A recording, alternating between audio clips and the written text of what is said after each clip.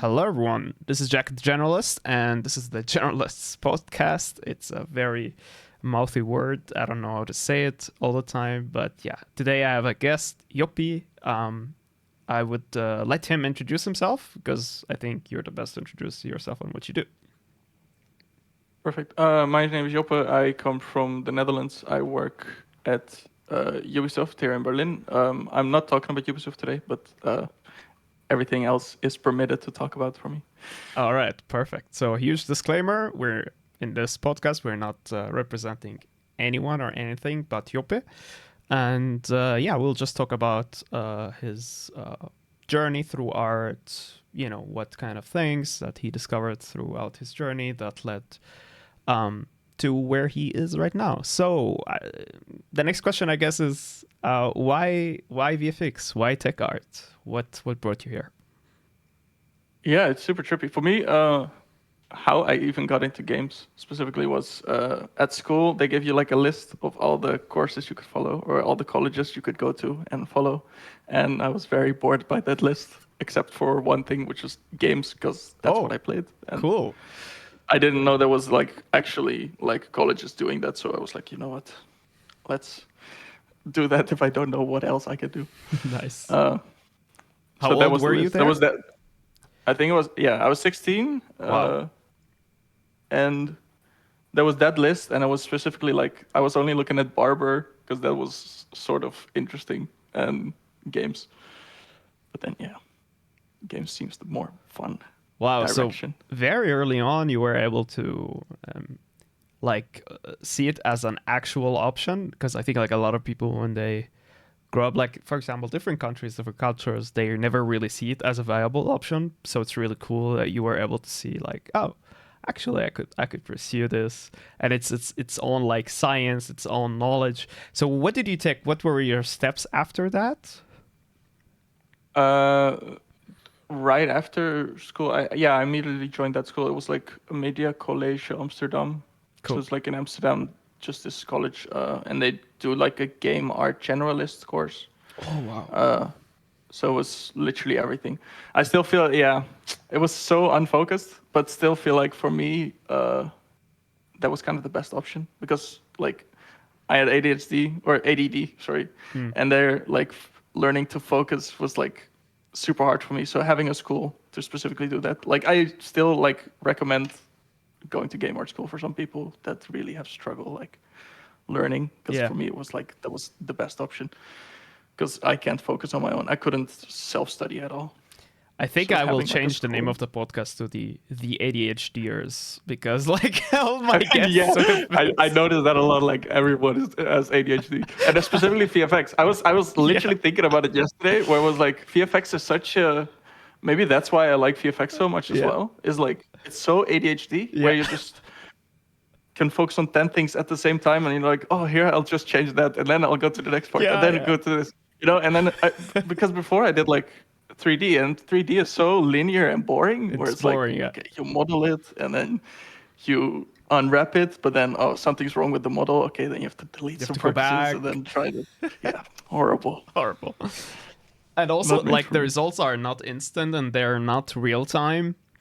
That you lose the the connection of this like instant gratification, and with VFX you have that dopamine hit every time you change like one little parameter or one little number. You're like, oh, that's a different effect. Oh wow. I feel like it's exactly. That's what I was also thinking, like why movie effects is so different is because that's also super slow, and you have to like wait 5 minutes before you actually see what you're doing.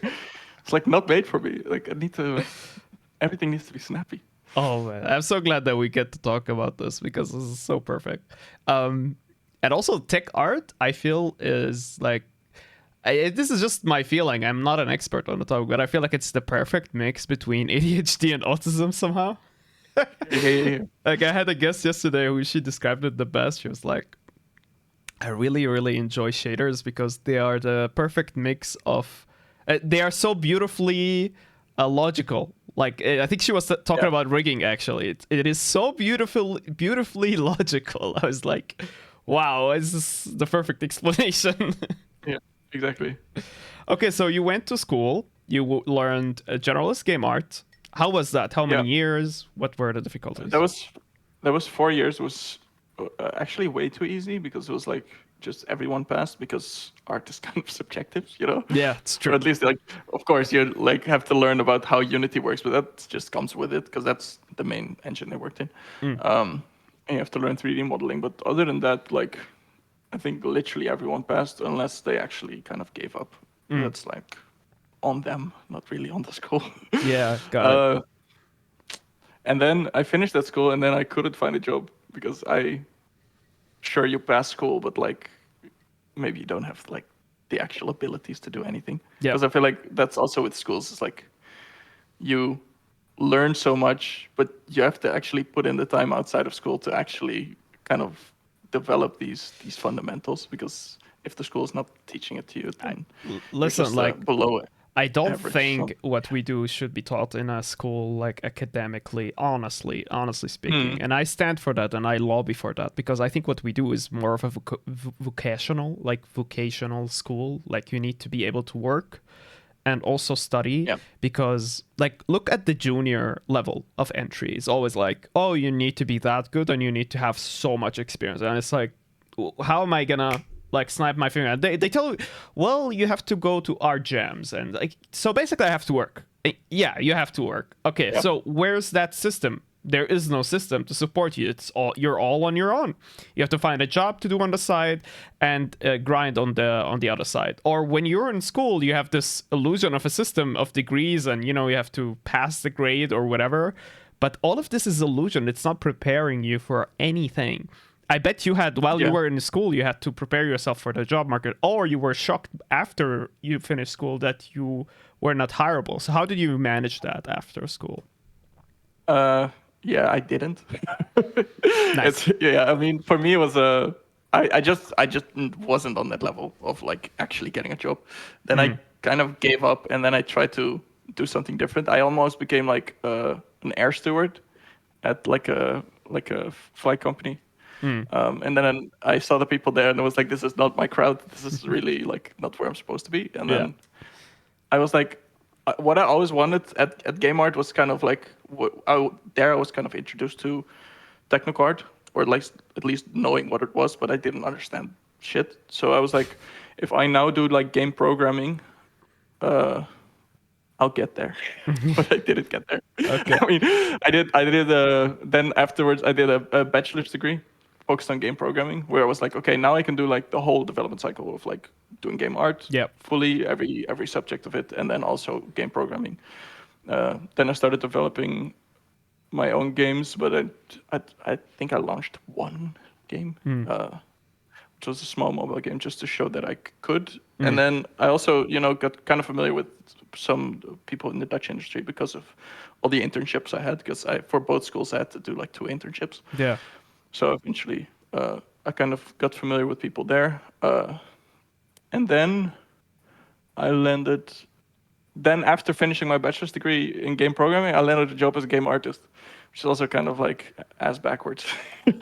But basically, you were able to pitch yourself as a game artist that knew how to code, knew how the logic works, which is like a huge advantage when it comes to hiring someone that can do game art. Because like a lot of artists that can do amazing art, right? They probably don't know how the game works or what, like, and you always have this problem between like communication between like the tech department and the art department. You were able probably to like get both of them on the same team and explain to the artists why this feature is not doable or it's not as easy as they think. Especially in like in indie companies where they always look for generalists because like you don't have the funds to even hire like specialists, so you just hire whoever can work on their own. And then specifically for me, that's how I sold myself, because I was like, okay, I'm a programmer, I know how to make prefabs. Sure, that's super easy, you learn it in a day, but like I know how to code, I know how to like maybe write a script for rotating an object or whatever, or like if you have coins in a level or whatever, and then I can program the pickups. And that was very advantageous for like a mobile game company in the Netherlands. They were actually kind of doing super iterative processes where they wanted like small mobile games. They released like a mobile game every 2 weeks, I think, or at least once a month.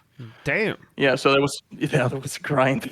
Wow. But there I was like super easy for me Yeah. to at least like work together with a developer and say like, okay, I need this. I probably can't program this because I'm like too noob of a programmer to do this. I'm not really dedicated as a programmer. But then I can at least like figure something out, you know. Yeah, you at least have the basic. You have the vocabulary to talk to the tech team and be able to ask, like, initiate the question of like, hey, how do you do this? Because I've tried this, and they were like, okay, that is a good approach, but here's a better approach, right?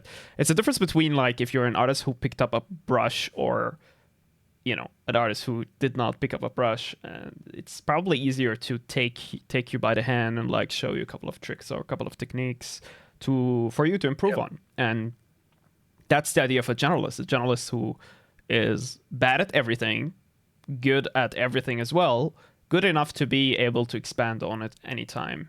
And that is valuable for a small team, which is something I don't see a lot of people aim for. And I've been talking to like my last two guests who were like, yeah, no one is aiming for AA, no one is aiming for indie. Although there is money there, it's probably better working condition as well, you know, or it's a different working condition, let's just say. A lot of people just grow up in the industry getting taught to use even like programs like Maya and ZBrush and things like that as if it was the industry standard. But then you look at the industry and it's falling apart. So you're like, should I really learn the industry standard, or should I look now into other solution that could guarantee me a job maybe in AA or in a smaller studio, like a movie like Flow that was made in Blender completely, right? It was not made in Maya, and it won the Oscars because there are tools that are good enough. Yes, they are not the industry standard, but they could really land you a job in a smaller company where they cannot afford those softwares. So that kind of makes you unique in that area. Have you gone through something like that with your like job hunt or your strategy of getting a job?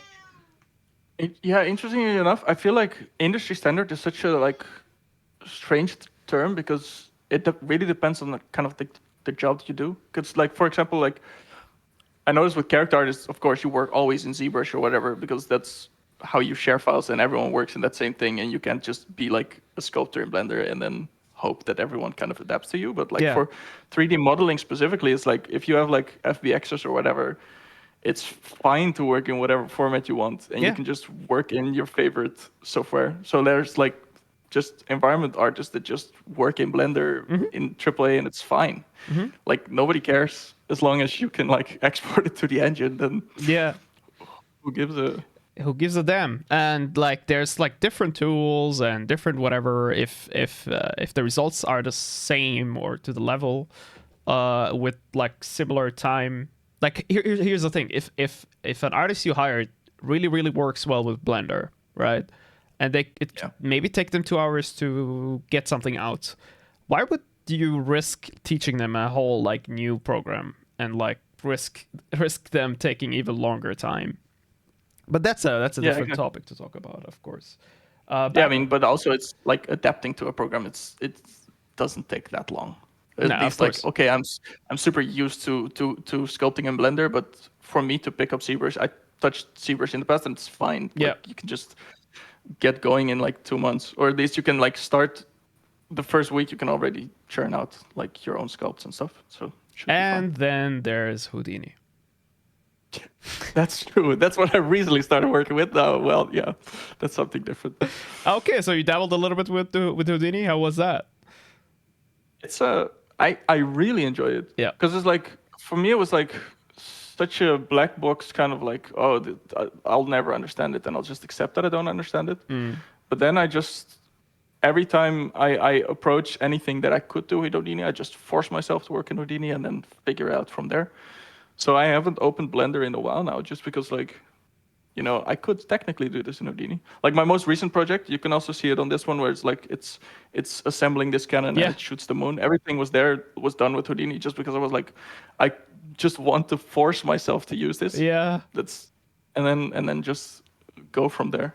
I feel like that's what I also do with most of my portfolio projects. I think it's also really good for like when students want to actually develop their portfolio.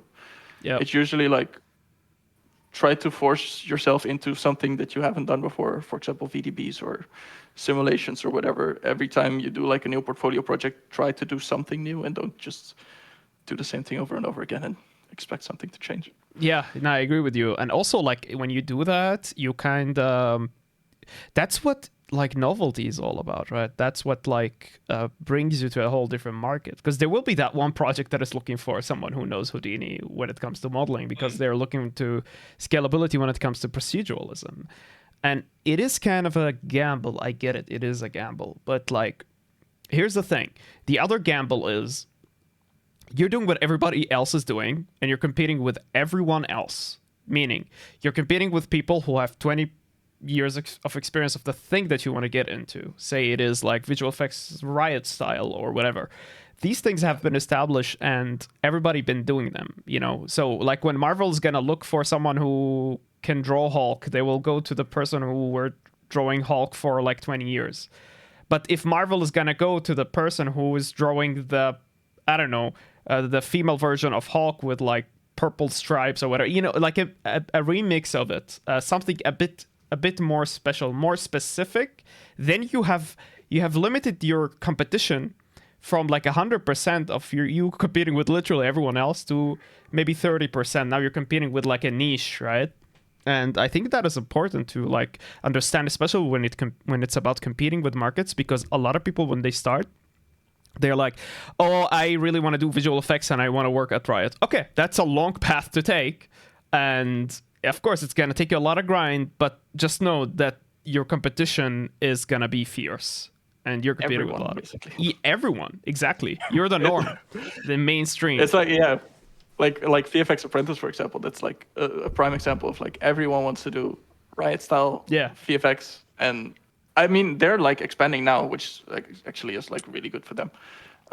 Yeah, but it shows how many people want to end up at Riot and want to do Riot art and kind of take that as their footnote to start in the industry. I think it's still a good, because like you still get all the fundamentals, but sure. I mean, people look up to the people who don't just follow the flow, I guess. Yeah, I think what we're both talking about, we're not dissing anybody. Like, we're not dissing VFX Apprentice or anything. Actually, it's out of love of real-time VFX that we say, hey, you know, it's time for something different. It's time to teach like the spectrum of stylization. It's time to teach what realism is and how to expand upon it. Like if I was an illustrator, that will be like one of the first things I learn, right? Because illustrators do that very well. They each establish their own style like very early on. That's why a lot of them can be art directors easily, because they really understand what style is. And I've been like, I started kind of as an illustrator. I started as a colorist in my early career. It's not career, or I kicked off my art interest with coloring, and so I kind of was surrounded with a lot of like illustrators and what they do. And when you sit with them and you're surrounding yourself with that like environment, you start realizing how they are thinking.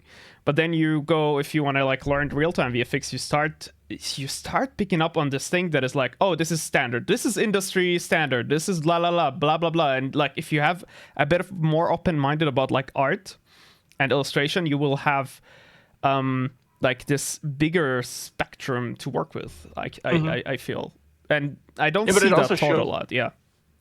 It also shows from like Jason Kaiser, who does like the VFX Apprentice. He started from 2D effects, I think. Yeah, I think he said in the past. Yeah. And when you see his reviews of like how to do VFX and how he analyzes people's portfolio work, it's like actually about like shape and like actual like how to assemble an effects or how composition works, and it really shows that he has like such a knack for like fundamentals of actual art instead of just VFX. Exactly. Or like, VFX is such a weird subject because you just have to kind of expand it beyond what just effects is, but also, you know, color theory, composition. And it shows with him especially because he has that illustrator background, I guess. Yeah, and there's like different aspects of VFX. Like if you want to go the route of like really hand-drawn, you know, frame by frame, or let's say stylization, that's a whole different beast than when it comes to like simulation. Like if you're working with Houdini and then you take those flip books and you put it in particles, that's like a whole different way to go around that, right? and different way to edit that as well.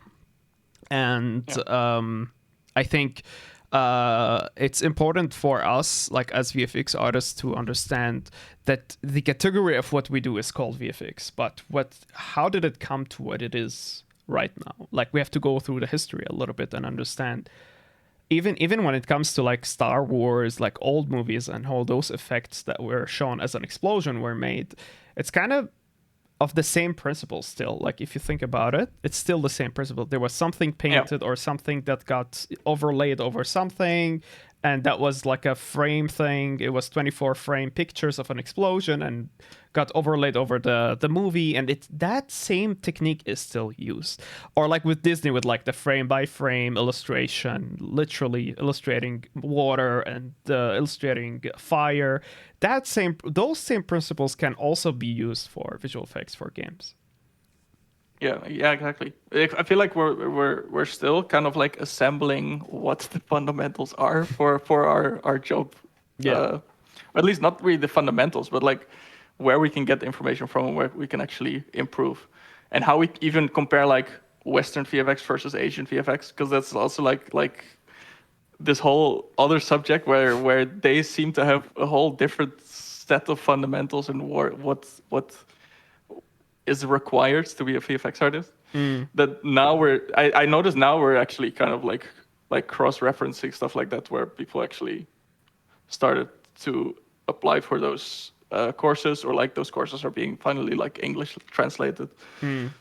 It's really cool to see how this is kind of developing over the past few years now. Have you attended any of those courses? I'm just curious. I've been looking at Colosso course. Yeah, Colosso. I forgot the guy's name. Yeah. But yeah, it looks like super visually impressive. For me, also coming back to the ADD stuff, is like keeping focus on the course. I already think is really hard. But then also reading subtitles, it's like not gonna do that. Maybe not for me. Maybe I'll wait for an English translation in actual words. There are really good resources out there that are working on some similar courses, and they will come out like very soon. Like I have special access to some stuff, and one of the resources that I found is called Mad VFX. They're still a new school, but they're really going at it. They're really going at it, and especially like the things that I've seen of like what they have planning.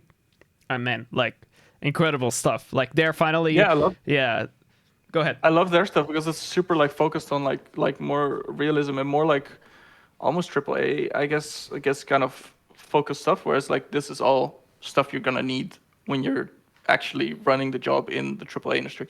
Yeah, which is like, I don't know, that's also something we've completely been missing. Or at least like VFX Apprentice probably also did it, but then they also had such a focus on stylization that I like that they're like now like a balance, like a scale of like, if you want to go stylized, you go VFX Apprentice, then if you want to go more realistic focused, you go to Matte VFX. I mean, there's like one thing I have not found, regardless where, and I know it's maybe planned somewhere in the sheets and with some of those like courses companies, is like boring topics like implementation and optimization. You kind of get like a gist of it a little bit here and there, but then there's not many that really allow you to have access to a project where it's like, okay, let's do this effect and let's show you how it's gonna be super unoptimized. It will look good, but it will not be optimized. And let's see how it will look and feel after we optimize it. And then we do the same thing for VR and we do the same thing for mobile. That will be proper education, right? I don't see that. I feel like we are thrown, like we are like magicians that can do really beautiful things, right? And then we're thrown in the industry and all of a sudden we're like, oh, this is not working. Oh, sheesh. Like, what should I do? I spent all my time of my freelance work creating the beautiful effects to fit the art direction. But then at the end of that road, I'm not that good at optimization, it seems. And I didn't get the resource to improve or to understand that. So how would you tell people to like improve upon that?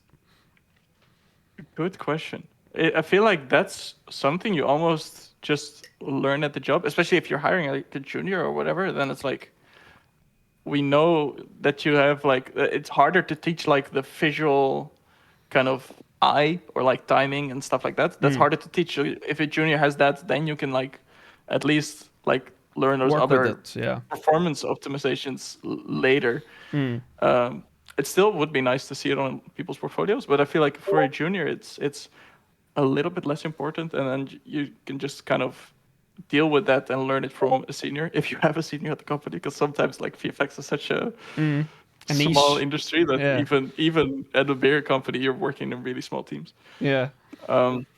Good question. I was actually thinking about that, where I was like, Yeah. where would you find all this info other than scouring the forums or looking at really dry subject matter of like technical artists talking about their stuff? Yeah, Because exactly. I mean, I've tried to go like the technical artist route, and then I found it like too boring for me because it's like almost going back to coding, where it's like so Yeah. much.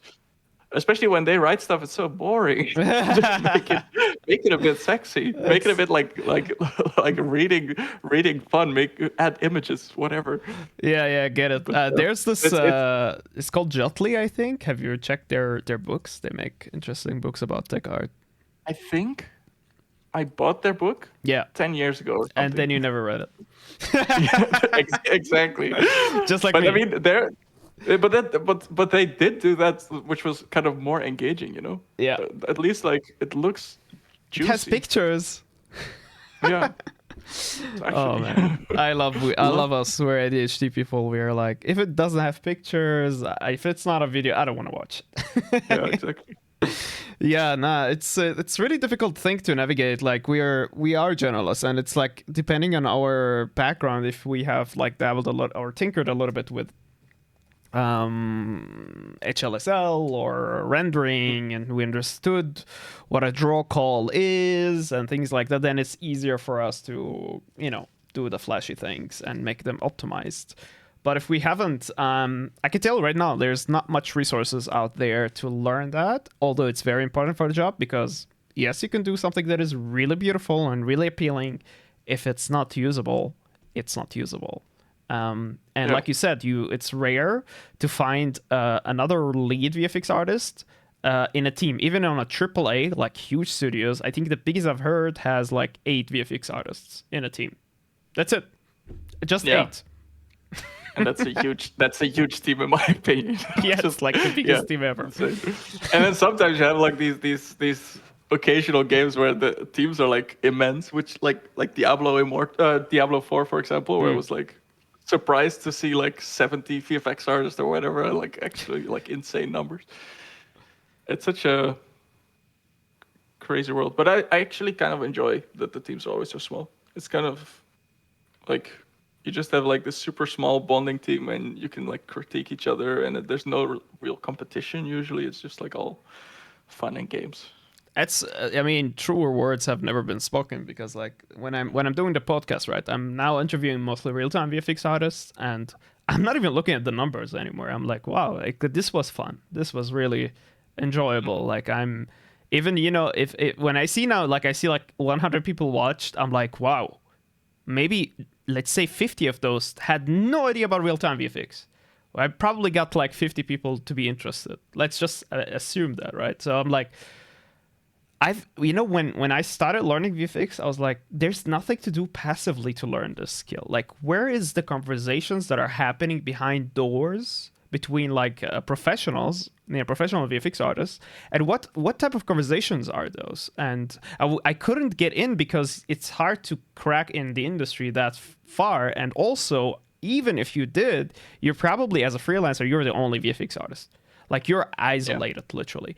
And in terms of events, like, you can go to GDC and you can go to any conferences. There's nothing that is specifically for real-time VFX, That is missing too. True.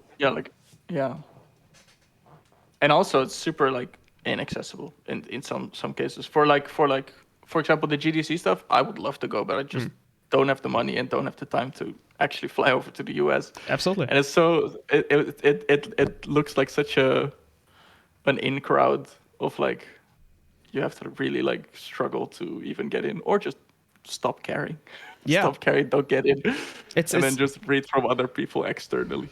It's almost sad, honestly. Like we do cool things, and unlike magicians, we really want to like showcase what we do. Like we want to share our knowledge. So that's why like the Discord servers, like RTVFX or whatever you go to, there are people there that are hungry and like almost to a desperate level to show you how cool stuff they make. Like they're like, Yeah. oh, I will teach you how to solve this problem because I face the same problem. Please let me show you. I do cool stuff. And we never get the platform, I feel, to like speak about it. So yeah.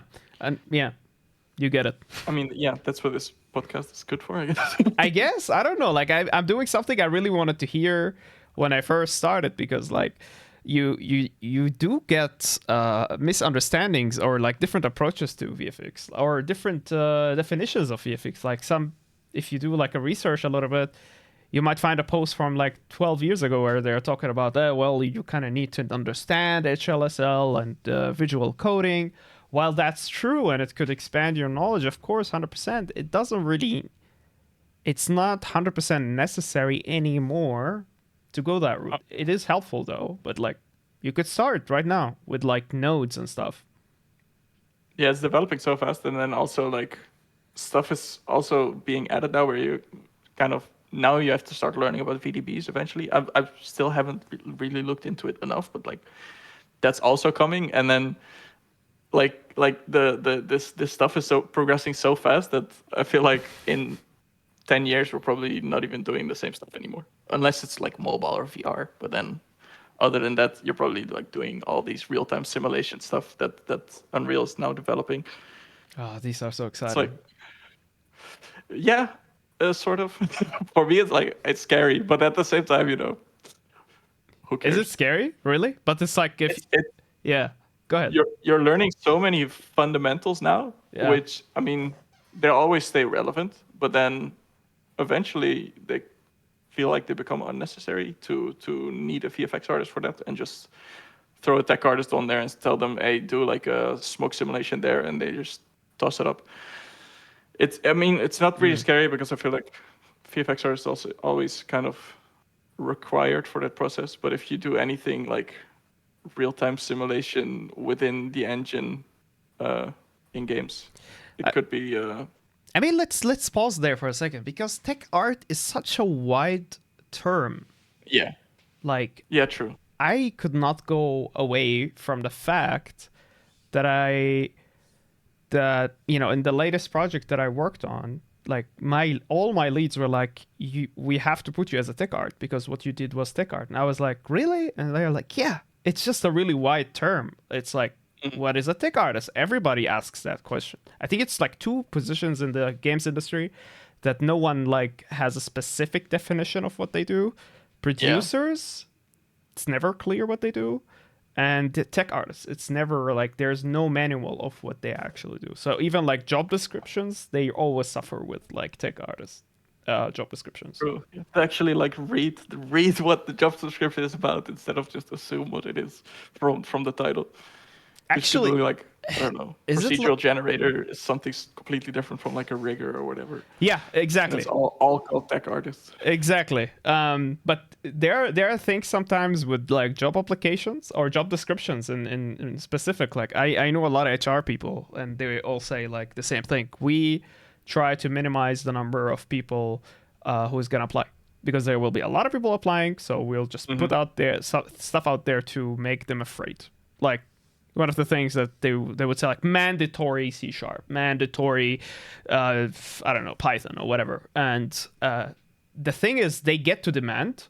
That's their thing, right? Like if you ask someone who's your perfect date, they would put you a list of like their perfect person, right? But that perfect person never exists. So almost all the time you have people who are bold applying anyway, mostly men, by the way, and then they make it through the job because they were probably the most like, people that had the courage. And you have like then people, mostly women, by the way, that look at the job, they see that one thing in the description that might not fit their skill, and they're like, oh, this is not for me. I don't want to misrepresent it. It's like, please just apply, damn it. And Yeah, exactly. yeah, and then like you look at their portfolio, those women are really good. They are really good. But they just think maybe less about themselves, or they take those job descriptions as like the Bible or something. You know what I mean? Like it's exactly what they need. It's like, yeah, but no one is perfect at the end. Soft skills sometimes win over. If you, I don't know, maybe you experienced that. Soft skills win. Yeah, a lot. I feel like I tell this to students a lot that ask me. It's like uh, some tips that they haven't heard before, and it's always like for me, try to be like yourself and pleasant enough to interact with. Because I feel like for me, when I mean, I'm not hiring people. I hired people in the past at the previous company where it was like we look at what fits the team the best, or like what is a good personality to have around the office, because I'm going to be working with you like 24/7. I don't want to work with someone who's kind of like an asshole. Then that's kind of super frustrating to work with. So even if you have like all the skills in the world and you're like don't have those soft skills of like interacting with people or like Yeah. communicating your struggles, or at least be pleasant person to be around, Modesty. you probably won't be considered. Yeah, especially modesty as well. Some people are so cocky about how good they are or how much better they are than the rest, then people still don't want to work with you, even if you are that good. Even if I believe you, I could believe you, and you say you are really good. I'd probably still go with someone who might be a little bit less talented, so to speak, but then more pleasant to be around as a person. Yeah, because like it's also about feeling, right? Like even if you're like the best, let's say the best VFX artist, best tech artist, you're the lead of the team. If you have someone in your team that is so cocky, let's say, and they're really good about what they do. Like no one can argue that, but they're so cocky about like their skills and what they can do that you don't even feel good about yourself anymore because you're like, I don't like to go to work anymore, basically. Yeah. So it's just to tell, like, to encourage people out there, like both genders, doesn't matter, all genders in the world, please don't hesitate just because of one job description that says, well, Houdini is mandatory. There is no excuse not to apply these days. There's so much resources out there. You could buy a course and get yourself familiar with Houdini. The fact in the matter is, you will have a lead above you or someone that is above you in any level. You will tell them, hey, listen, I'm not that good. Can I ask your help with this and that? But of course, it's asked from you to at least get yourself familiar if it says in the job description. But just apply anyway. Soft skills, like you said and like I said, is like always the winner. People want to work with cool people that they really want to work with, and not the opposite. Yeah, exactly. And I mean, for me, it was also like, I think you learn Houdini in 2 months, or at least learn Houdini. Like everyone always says, like you never fully learn Houdini. You never. but like it's not really that complicated of a program as if you kind of force yourself to work with it and then kind of get into it. Yeah, it's like cooking, right? Yeah, exactly. Like you're not a chef just if give yourself a little bit of time. You're not a chef if you know how to boil an egg, but you kind of know how to boil an egg, you know, and you can always expand on that.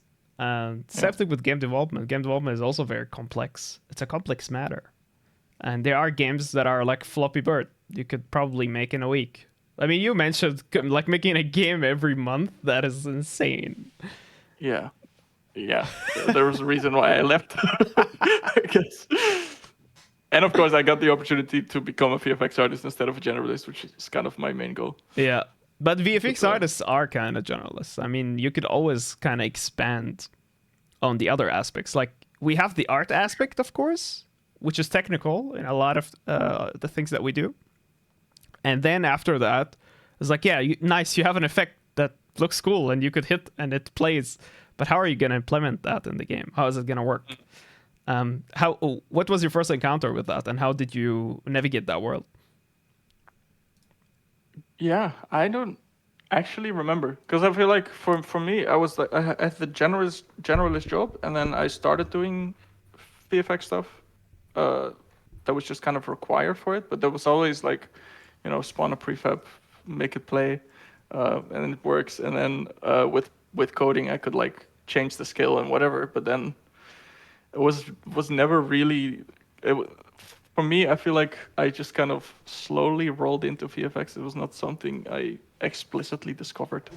It's just something that became part of the job, and then it became the most interesting part of the job. And then excited whenever you're allowed to do a little bit of VFX again. Yeah. But yeah, never really that much of a focus on VFX initially. Eventually, I started doing courses and stuff because it was the most interesting part, and I hoped to get out of a generalist job. Got it. Yeah, but like all the people I had on the podcast that were VFX artists, they all say the same thing. I started as a generalist, including myself. It's almost like a journey of self-discovery until you land on like that one skill that can use all your other skills that you thought you were bad at, but then you were making this thing that is extremely amazing and impressive. Yeah, maybe that's also why VFX is such a nice thing to roll into, because you feel like, I felt as a generalist, I felt like, okay, I'm, people call it master of none, but I felt genuinely like I'm not talented at anything. And then you find out about VFX and all these specific skills that you could use over the entire field of VFX, basically. Yeah. And then all of a sudden you're a specialist, which is pretty convenient. Oh man, I love VFX, and I always find myself curious about more VFX and more knowledge about VFX, and actually not just curious, but like hungry, like, which is something I don't find myself often being. Like I have interest in 3D modeling, for example. Like I've had interest since I was 8, right?